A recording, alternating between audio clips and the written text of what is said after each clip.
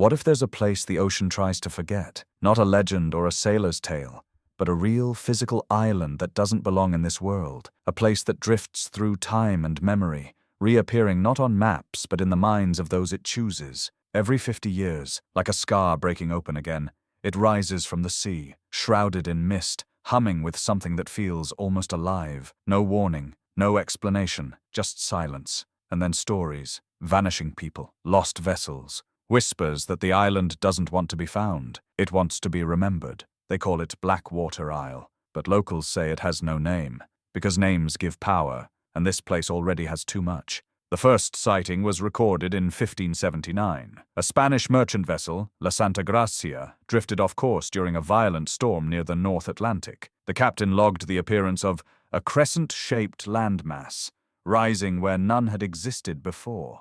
Believing it to be an uncharted island, a party of 5 men rowed ashore. The jungle was unnaturally quiet. No birds, no breeze. The men were never seen again. 2 days later, the ship's surgeon was found on the beach, eyes wide, incoherent. Clutched in his hand was a torn page from his journal, soaked through except for one line repeated again and again: "We are not alone."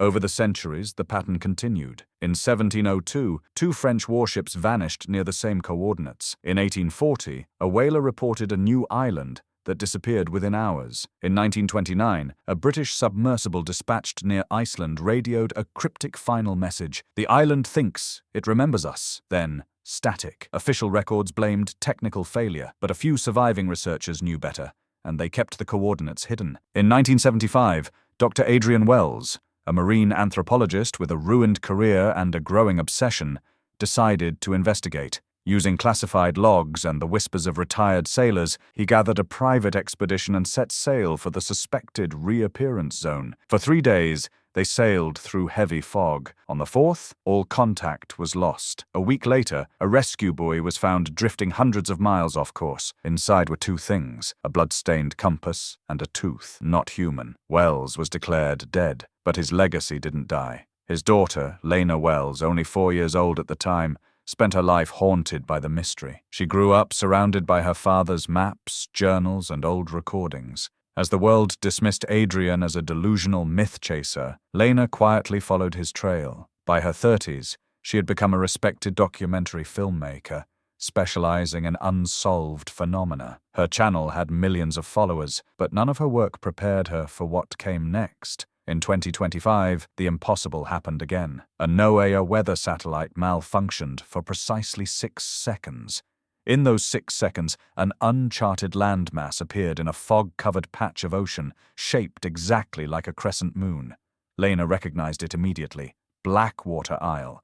And this time, she was ready. She quickly assembled a team: a cryptolinguist named Thalia, a marine biologist called Reese, a freediver named Jonah, a folklore historian named Ellis, and a psychic empath named Evo, who claimed the island had been calling to him since childhood. Together they chartered a covert ship out of northern Iceland. Their only guide was Lena Welles' final journal. From the moment they left port, things began to go wrong.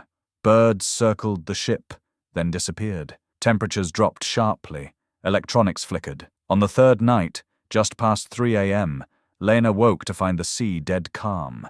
Then fog rolled in, thick as stone. At exactly 3:17 a.m., matching the timestamp from the 1929 broadcast, the island appeared. It didn't rise from the water.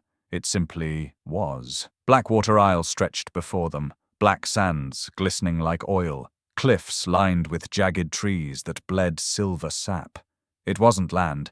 It was memory made real. Lena began filming immediately, but the footage corrupted. Cameras failed. Watches stopped, radios went dead, and still the island pulsed, as if breathing. They stepped ashore.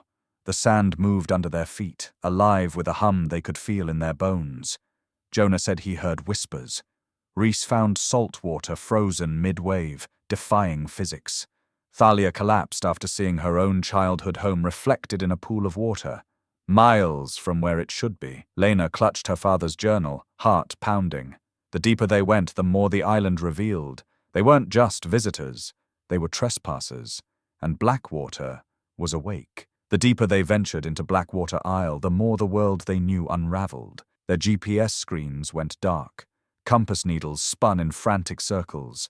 The trees, twisted and black with veins of silver, seemed to move behind their backs, always just a little closer. There was no sun, only mist and an unnatural glow that made everything feel like a dream they couldn't wake from. Lena clutched her father's journal like a lifeline. She knew now, this island wasn't a place, it was a presence. The crew stuck together at first, but the island had other plans. Jonah was the first to disappear. 1 minute, he was setting up sonar near the shoreline. The next, only his equipment remained, still powered, still recording, aimed at nothing. They searched for hours, calling his name into the trees. Then Thalia found a note nailed to a barkless tree. It was Jonah's handwriting. One sentence: "We don't leave, we return." That night, Ivo began to speak in languages no one could understand, rhythmic syllables that pulsed with strange emotion. When Lena confronted him, he only whispered, "The island is dreaming, and now we're inside her." The next day, the singing began. No voices, no mouths, just a melody carried on the wind, gentle, sad, irresistible. Reese followed it into a clearing where water floated mid-air, suspended like glass. She dropped to her knees and wept, saying only, "I saw the beginning and the end." Following Reese's vision, they found a cave mouth hidden behind thorny vines. It led into the heart of the island. The walls inside glowed faintly with pulsing light. Murals covered the stone, figures walking into water, smiling as they vanished. A woman with no eyes raised a spiral shell to the sky. Beneath her a word, Aletheia, the same word from her father's journal, the same word carved into the mast of the 1579 ship.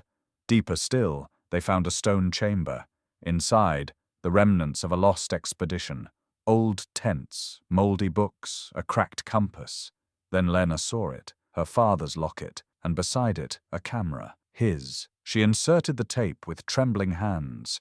It played. Her father appeared on the screen, older, gaunt, speaking in whispers. "If you're seeing this, I never left." "Not really. Blackwater is not an island. It's a gate. It feeds on memory, on fear, on belief. It becomes real only when someone remembers, and now that you do, it will never sleep again." Suddenly the cavern trembled. The air thickened like syrup.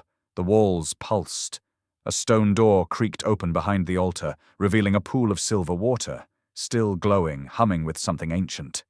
Lena stepped forward. Ivo tried to stop her, shaking.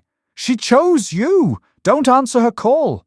But Lena looked down into the water and saw her father, not dead, not aged, standing in a reflection, smiling faintly, eyes full of sorrow. Without hesitation, Lena stepped in.